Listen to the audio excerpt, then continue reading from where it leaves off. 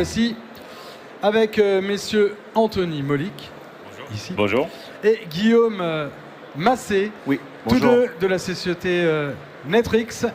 Et alors, messieurs, vous allez nous parler de l'ITDR et surtout nous expliquer comment elle peut être à la portée de toutes les organisations. C'est à vous, messieurs. Merci. Merci à vous. Très bien, merci, bonjour. Bonjour. Oui, encore un nom barbare, ITDR, un nouvel acronyme. On va essayer de faire simple, on a 15 minutes ensemble là pendant ce Fig Talk. On va essayer de balayer de manière assez simple ce qu'est l'ITDR, notre vision, comment on peut également accompagner les entreprises et le périmètre que ça adresse en termes de cybersécurité. On a prévu une petite dizaine de slides pour rester concis et on sera peut-être disponible pour quelques questions également par la suite. On a déjà été présenté, c'est les mêmes photos, ça nous ressemble, c'est bien nous, on peut continuer. Qu'est-ce que l'ITDR? De manière assez simple, c'est un nouveau concept finalement. Ce qu'il faut voir, c'est que derrière ce concept, il y a plein de notions qui existent depuis très très longtemps, mais c'est un concept en tout cas déclaré par le Gartner depuis 2022. Encore un terme barbare en anglais, ça définit l'Identity Threat Detection and Response. Mais ce qu'il faut voir, c'est que les concepts qui se cachent derrière sont bien connus, bien établis, avec des solutions également disponibles sur le marché. C'est la protection de l'identité de manière générale, mais pas uniquement de l'identité au sens numérique ou de la personne, mais de tout ce qui concerne l'identité. Donc à la fois sa technicité, les systèmes, ses données, ses moyens d'accès, où est-ce qu'elle est archivée, qui a accès, sa définition de manière générale. Ce qui est intéressant, c'est qu'il faut adresser ce domaine-là de manière assez simple, comme ça l'a été fait d'un point de vue cybersécurité sur la sécurité périmétrique, d'application, du cloud. On va également travailler sur l'identité qui devient extrêmement importante et on verra par la suite également quelques chiffres qui corroborent également ces faits. C'est un complément également intéressant quand on a une approche IAM, d'accord, donc Identity Access Management, puisqu'on va étendre finalement le périmètre de cybersécurité, la compréhension de l'identité et comment la protéger au sein de l'entreprise, d'accord, et pas uniquement d'un point de vue accès, mais d'un point de vue données intrinsèques et identité qui se retrouvent dans l'infrastructure. Est-ce que tu peux nous présenter en quelques mots peut-être Oui, Anthony, sur les concepts qui se cachent derrière ça? Alors, on travaille tous dans l'IT, donc ce qui est intéressant, c'est tous les trigrammes et tous les acronymes qui sont à manipuler de nos jours. Donc, on parle de ITDR, donc c'est les responsabilités qu'on voit ici. Mais il y en a beaucoup qui sont déjà mis en place dans beaucoup de nos clients et beaucoup de l'industrie. C'est effectivement d'abord la prévention. Mais ce qui est important, comme le disait Guillaume, c'est qu'effectivement, j'ai envie de dire, on ne protège bien que ce qu'on connaît bien. Donc, dans un premier temps, ce qui est important, c'est de voir un peu toutes les identités que vous pouvez avoir à gérer. On reviendra tout à l'heure sur des chiffres, mais une identité, c'est pas uniquement moi, Anthony, qui se connecte tous les jours pour faire mon travail chez Netrix. C'est effectivement tous les éléments qui me permettent de faire mon travail. Mes comptes à privilèges, mes divers identifiants qui sont sur les applications que je dois manipuler. Ça peut être aussi des comptes et des identités qui ne sont pas humaines. Pensez à tous les robots, pensez à tous les comptes de service, pensez à tous les comptes applicatifs qui existent. On y reviendra tout à l'heure, il y a des chiffres assez impressionnants par rapport à ça. Mais je dirais que le premier point par rapport aux détections de comportements anormal, détection des traces qui sont laissées par les éventuels attaquants, l'éventuelle détection de tout ce qui est attaque en cours, est un point qui est important. Évidemment, il va falloir y répondre, donc tout ça est important. Mais ce que je dirais ici, gardez à l'esprit que voilà, l'adage est le bon. On ne vérifie bien, on ne protège bien que ce qu'on connaît bien. Donc tout ce qui est autour de la gestion des identités, tout ce qui est autour de la sécurisation des identités, du MFA, du PAM et ce genre de choses est également important.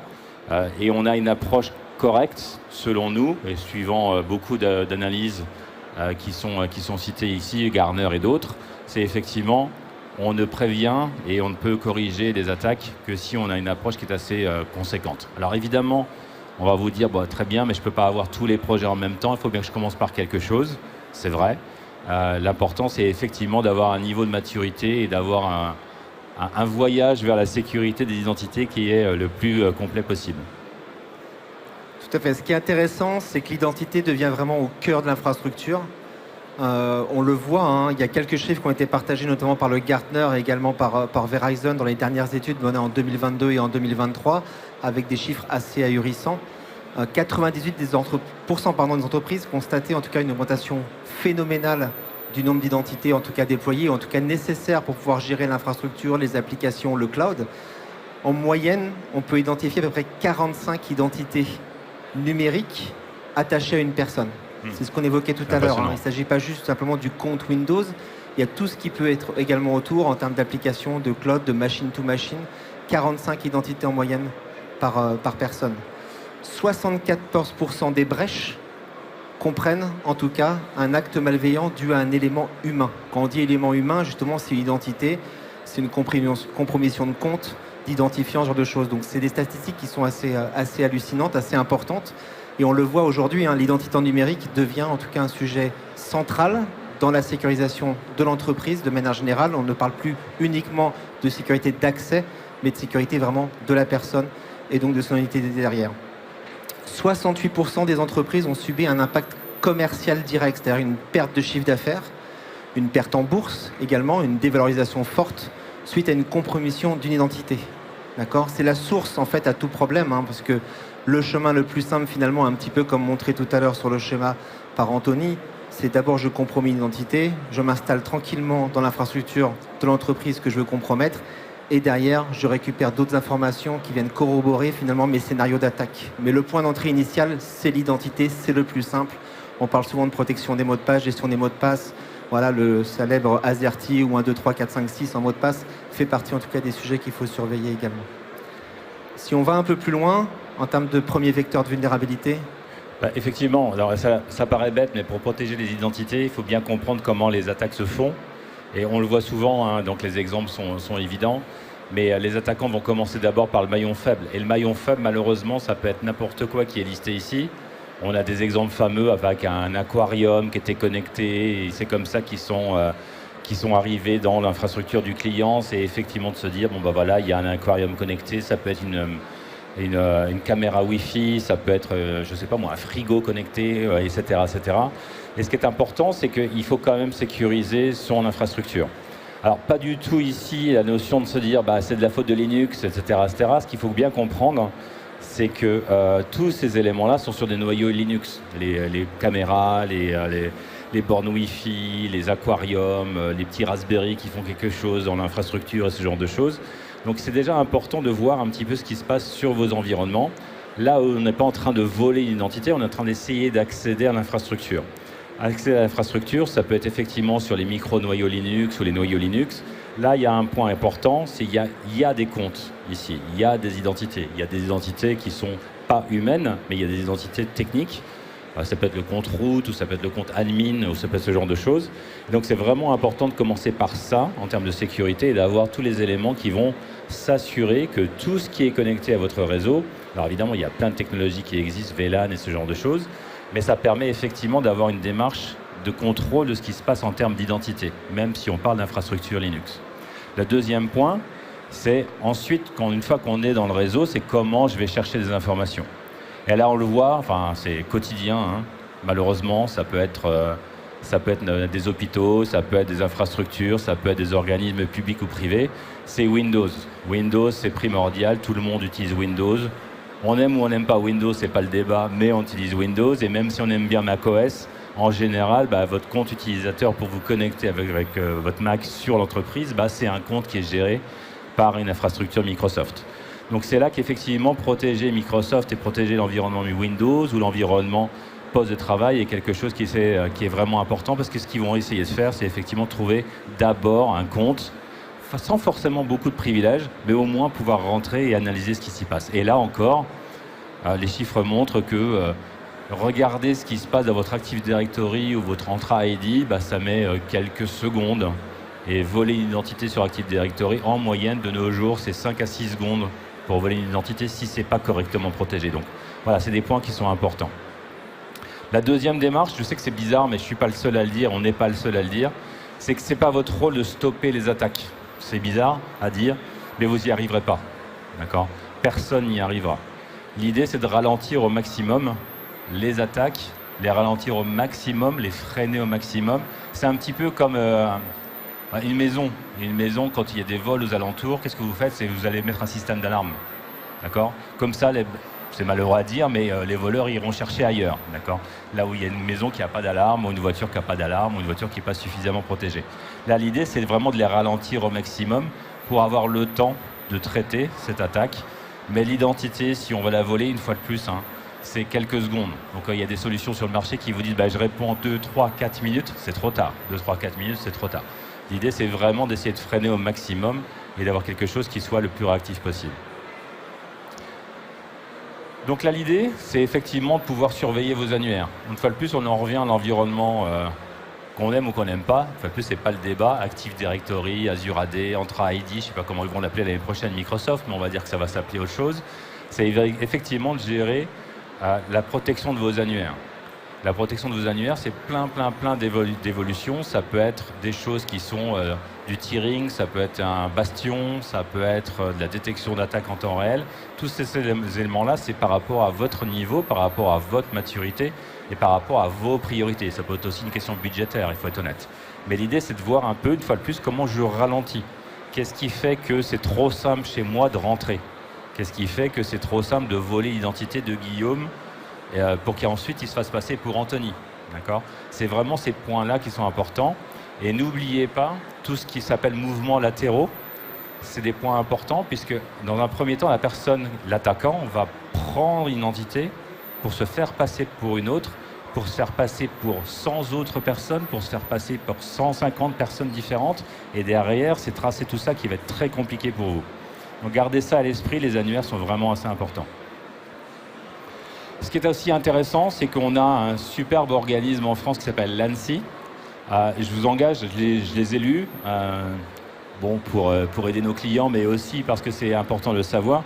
Il y a énormément de documentation sur comment protéger l'Active Directory fait par l'ANSSI. Le premier lien qui est indiqué ici est un document qui fait quelques pages, mais ça permet d'avoir une vraie démarche, ça permet d'avoir quelque chose en termes de communication qui explique à votre management ou qui explique à vos équipes comment traiter la protection d'Active Directory. Le deuxième est un peu plus complet, mais ce qui est assez intéressant, c'est cette démarche, et on a la chance en France d'avoir l'ANSSI qui est effectivement très pointu sur la protection de ses annuaires.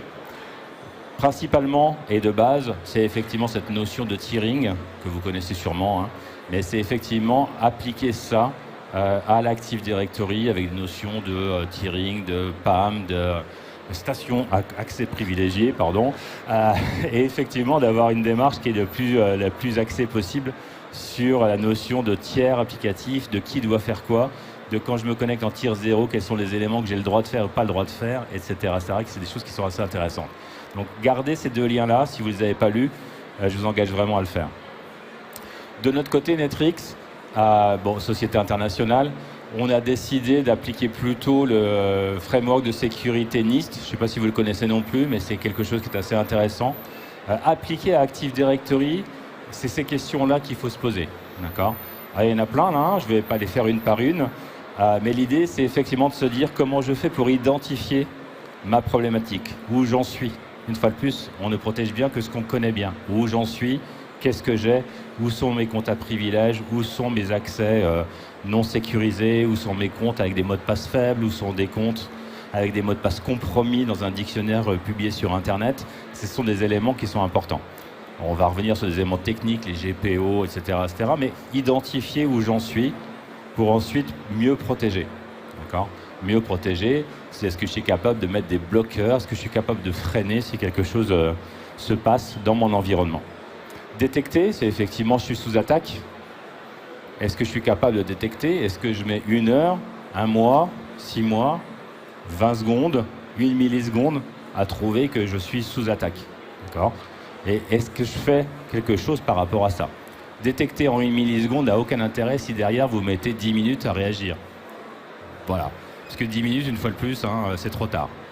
Donc l'idée, c'est qu'en 10 minutes, je suis capable de voler l'identité de Guillaume et puis de générer 1 million de traces, ce qui fait que je suis noyé dans la masse et vous n'arriverez pas à trouver ce que j'ai fait. Enfin, ça sera très compliqué. Donc l'idée, c'est effectivement de répondre. Et là, c'est répondre effectivement le plus complètement possible, mais j'ai envie de dire que c'est le plus vite possible. Revenez au principe de c'est les freiner qui est important. D'accord ? Le temps que j'ai le temps de réagir. J'imagine, je sais qu'ils sont dans le bureau B412, j'arrête ce qu'ils sont en train de faire et en même temps j'appelle la police, enfin j'exagère évidemment le trait, mais l'idée c'est que j'ai le temps de réagir par rapport à tout ça. Et puis si le mal est avéré, à quel point je suis capable de récupérer et de revenir en arrière. On a beaucoup de nos clients qui disent je ne sais pas quand est-ce que j'ai été attaqué, Du coup, il faut que je restaure l'Active Directory il y a 3 mois. Okay. Très bien, restaurer l'Active Directory. On sait le faire, on a des produits pour le faire. Comment vous faites pour retracer tout ce qui s'est passé depuis 3 mois et ces actes-là étaient légitimes ou je dois enlever les actes qui n'étaient pas légitimes. Donc l'idée, c'est vraiment d'avoir quelque chose par rapport à ça. Et effectivement, des solutions existent, dont les nôtres, hein, évidemment, mais c'est plutôt des process, c'est plutôt de l'accompagnement, c'est plutôt des choses qui sont importantes, des partenaires qui sont capables de vous accompagner par rapport à ça. Donc si on revient avec l'offre Netrix, je crois que c'est mon seul slide marketing de la chose, voilà ce qu'on fait. Et on essaie de traiter ces éléments-là. On a une notion de gouvernance des identités qui est assez intéressante justement parce que si je ne sais pas moi ce que Anthony a le droit de faire sur mon environnement, quels sont les droits auxquels il a accès, si quelqu'un essaye de voler l'identité d'Anthony et essaye de faire des actes qui ne sont pas normaux pour Anthony, comment je sais moi que c'est les bons droits? C'est la gestion d'identité qui va me permettre de le faire. Et l'idée c'est effectivement, si je ne sais pas ce que Anthony a le droit d'accéder en termes de données, si je ne sais pas si les données sont sensibles ou pas, comment je fais moi pour détecter que c'est un comportement anormal? Donc l'idée de Netrix, c'est d'essayer de vous accompagner. Alors là encore, l'idée c'est pas que vous lisiez tout ça, mais c'est vraiment de vous dire ces points-là, IGA, ITDR, DHG, PAM, enfin tous ces acronymes qui sont là qui veulent strictement rien dire, c'est effectivement d'avoir une démarche qui peut vous accompagner avec des solutions. Voilà, Netrix, mais surtout des process, des niveaux de maturité et des priorités qui sont les vôtres et que vous y alliez de manière régulière, comme on le dit sur notre stand. C'est l'important, c'est pas une destination à cybersécurité, c'est vraiment un voyage, c'est vraiment essayer de vous accompagner et de travailler avec vous les diverses évolutions pour que votre posture soit, comme on dit, un mieux aujourd'hui qu'elle ne l'était hier.